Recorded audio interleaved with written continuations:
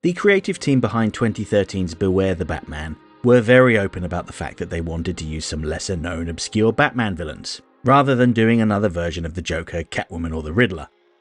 We'd seen adaptations of these characters since the 1960s Adam West starring TV show, and they felt it was time to give other, newer villains the chance to shine. One of the most prominent villains they used was Anarchy. He was presented as a criminal counterpart to Batman. Where Batman stood for law and order, Anarchy wanted to bring about an age of chaos and crime to Gotham City. Which was all very well and good, but the version of Anarchy we saw on screen wasn't really all that much like the comic book character at all.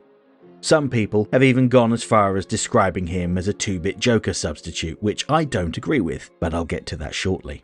What we're going to talk about today is how Beware the Batman's version of Anarchy differed from the comic book source material to the point that he is almost an entirely different character.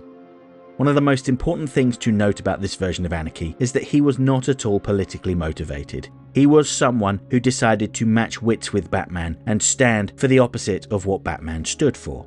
Now some people may say, yeah, Anarchy is the opposite of law and order, and it kind of is, but not at the same time. I see where you're coming from though, but it's not quite right. In order to provide some context, I'm going to try to quickly summarise what anarchism is, but keep in mind this is a 10-minute video about a Batman supervillain, not a Noam Chomsky lecture.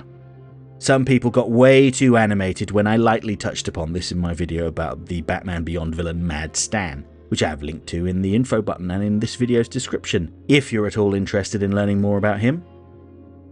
With that disclaimer out of the way, let's iron out what anarchism is. So anarchism argues against hierarchical authority systems like governments or monarchies. Instead, it aims for a society organised on the principles of voluntary cooperation, mutual aid, and self-governance. The reasons anarchists reject traditional structures of power are because these institutions often lead to inequality, oppression, or corruption.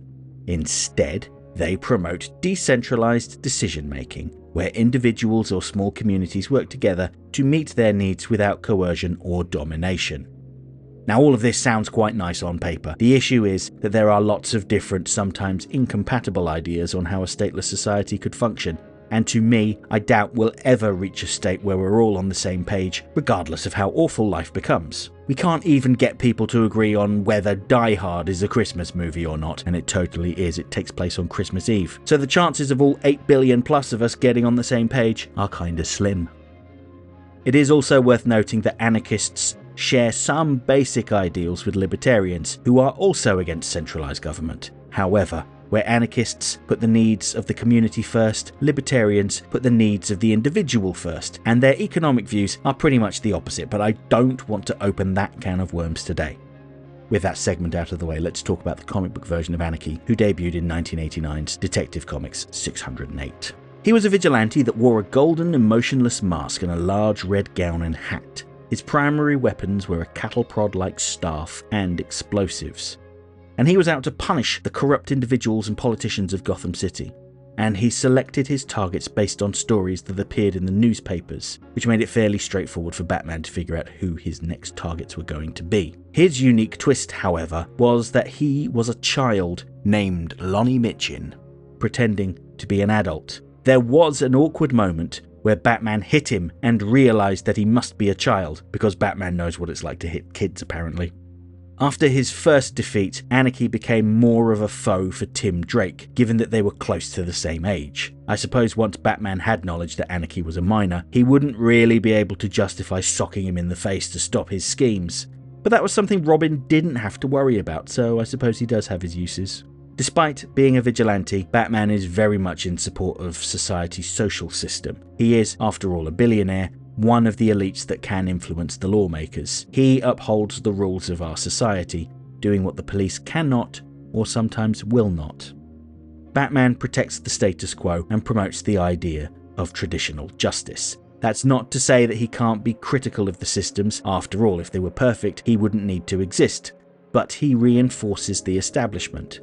Likewise, Batman represents the idea that a singular, extraordinary individual can solve society's problems, reinforcing a cultural emphasis on heroic figures rather than collective, community-driven efforts. Therefore, some people would call Batman a right-winger, but I'd say it depends on who's writing him. Batman, as seen in Batman the Animated Series, the definitive version if you ask me, is more of a centrist than anything else. Yes, he has more money than God, but he spends just as much time funding free clinics, halfway houses for reformed criminals, and protecting the environment at the expense of his own company's profits. I know some people call Frank Miller's Batman from The Dark Knight Returns a libertarian, but can you imagine a bunch of Ayn Rand fanboys mounting horses and riding into Gotham City to put a stop to riots during a blackout? I can't, but I digress. This brings me to 2013's Beware the Batman cartoon. Now the funny thing here is that this version of Anarchy is pretty much apolitical. He doesn't care about what's right or dishing out what he perceives to be justice. He's just presented as Batman's literal opposite. Where Batman stands for good, peace and prosperity, Anarchy is all about causing chaos, conflict and corruption. Similarly, when it comes to his appearance, he doesn't have an expressionless gold face or a flowing red gown with a massive hat. He wears all white, with a white mask that is fully expressive. Where Batman is stern and serious, Anarchy is jovial and emotional. They never unmasked him, we never saw him out of the costume, but I don't think it's particularly likely that he is a child posing as an adult, given how much Batman and Katana beat on him. Since making a video about the show as a whole and how it is the most underappreciated Batman cartoon, which I have linked to in the info button, so add that to your watch later list if you haven't already seen it, I've heard from some people connected to the show, and they reported that there was a lot of network interference trying to get them to tailor the show for young children. For instance, the firearms in the show were brightly coloured and fired lasers, which anyone who watched X-Men or Spider-Man will be very familiar with. No realistic guns were allowed given the prominence of school shootings in the USA, as if that would make a difference. Could you imagine that same network having Batman punch a child in the face, even mistakenly? Yeah, I doubt it. In terms of characterization, Anarchy is very calculating, and he plans things out in advance. Again, this is the opposite of Batman, who is very reactive. Whenever, say, Humpty Dumpty kidnaps someone, that's when Batman springs into action, after the crime has taken place. Sure, he is usually prepared for most circumstances, but when he sets out for the night, he rarely has an idea of what he's going to be facing. Anarchy treats his conflict with Batman as a game of chess. And that's another visual key right there. In the final episode, Anarchy wipes his chessboard, declaring that Batman has won. Checkmate. With chess pieces made up of the people in the game. Batman, Katana, and so on. Anarchy congratulates Batman and sets the game up again, ready for round 2. Which served as a tease for the second season that would never happen. And that's exactly how Anarchy views himself and Batman. Opposing sides on a chessboard. And isn't it fitting how he chose to be the white side, who always gets to go first, given how reactive Batman is? So, what was Anarchy's plan exactly? He describes himself as aiming to achieve absolute freedom no matter the cost. His first step was to free and arm Junkyard Dog and Daedalus, two low-level artists that really just wanted to break things, to help them cause more chaos in Gotham. Later, he attempted to release a virus that would turn Gotham's population into hulking monster men, all in the name of challenging Batman. Where Batman apprehends criminals, Anarchy frees them and empowers them, all in the name of chaos. But Anarchy just wants to match wits with Batman. He explicitly says that he chose Batman to be his rival, almost like he decided to personify the opposite of Batman before coming up with his costumed identity. In the second half of the series, he identified Harvey Dent as a potential ally, and the two joined forces. Anarchy and Dent were the two that hired Deathstroke to capture Batman, completely unaware that he had already infiltrated the Special Crimes Unit. But that's something to discuss in the eventual Deathstroke video. And that's a fundamental difference between this version of Anarchy and the comic book original. Beware the Batman's Anarchy worked with the establishment to achieve his goals. He wanted Dent to defeat Batman and become mayor, presumably because he felt he could influence Dent, but maybe because he identified that Dent would cause the most damage to Gotham out of all of the candidates. After Dent was caught in an explosion which put an end to his mayoral campaign, Anarchy swooped in and helped Dent take control. He didn't do this for altruistic reasons. Again, it was all part of his plan to best Batman. With Anarchy's support, Dent took a behind-the-scenes role in Gotham, making him the power behind the new mayor, all in the name of causing chaos. When Dent unleashes the power of the anti-Batman task force, buildings start burning and a helicopter crashes. Anarchy is delighted. This is all he ever wanted. Of course, the duplicitous Mr. Dent would turn on Anarchy and attempt to kill him. However, Anarchy was prepared for this eventuality and almost took out Dent until Commissioner Gordon stepped in, causing Anarchy to flee.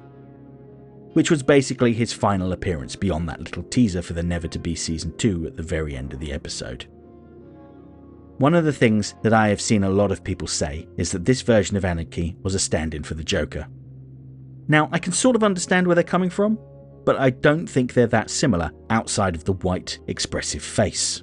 I know that The Dark Knight had only been released a few years prior, and Heath Ledger's Joker was presented as a chaotic clown that unleashed a broken Harvey Dent on Gotham.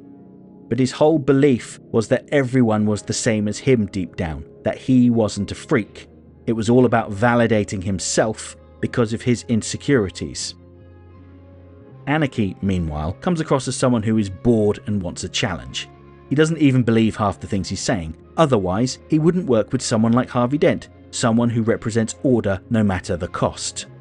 No, he's a tryhard that wants to be better than Batman, but the reality is he's a big fish in a small pond. He may have been the smartest person and the best fighter in his previous social group, but he pales in comparison to Batman. He's utterly pretentious as well, comparing his schemes to a grand game of chess. I can't really see any version of the Joker playing metaphorical chess, or even literal chess for that matter. When everyone else is playing chess, the Joker is playing Twister. Now, I don't want to seem like I'm being too down on this version of the character. I think that for what the show was, namely a more child-friendly Batman cartoon with an overarching storyline, he's a well-written character that plays a significant role. And I am very supportive of reworking characters, particularly villains, hence why I like Batman the Animated Series so much. Ultimately, Beware the Batman's Anarchy is an interesting reinterpretation of the character, even if he falls short of the complexity seen in the comics. While he's not as layered or politically motivated as his source material, he serves as an effective foil to Batman within the show's framework. At the end of the day, Anarchy's biggest flaw isn't his intelligence or his combat skills, but his inability to truly understand what makes Batman who he is. For all his grand schemes comparing them to games of chess, he's still playing a game that Batman had mastered a long time ago. He may think of himself as Batman's opposite, but I don't think that's true. He's a great example of what happens when someone tries to out-Batman Batman and fails.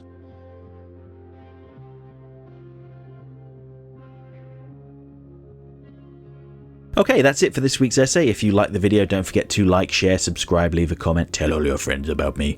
You know how YouTube works. If you really enjoyed the video and have the means, please consider making use of the thanks button to send a buck or two my way, because every little helps. I offer channel memberships for $1.99 a month. This will get you early access to my weekly video essay, priority responses to your comments, members-only videos, custom emojis, and an icon on your profile indicating that you're one of my people. And special thanks to my current channel members, who are all listed on the screen right now.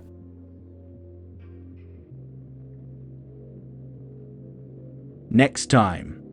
On Friday, I'll be back to talk about an episode of Batman the Animated Series that adapts a comic book, The Cape and the Cowl Conspiracy, and how the villain of the episode, Josiah Wormwood, is not just a bargain basement Riddler. Honest. Then next Monday, I'll continue my series about the villain seen in 2004's The Batman, as voted on by you. Up next, we have the tragic fall of Detective Ethan Bennett, also known as Clayface. Hope to see you then.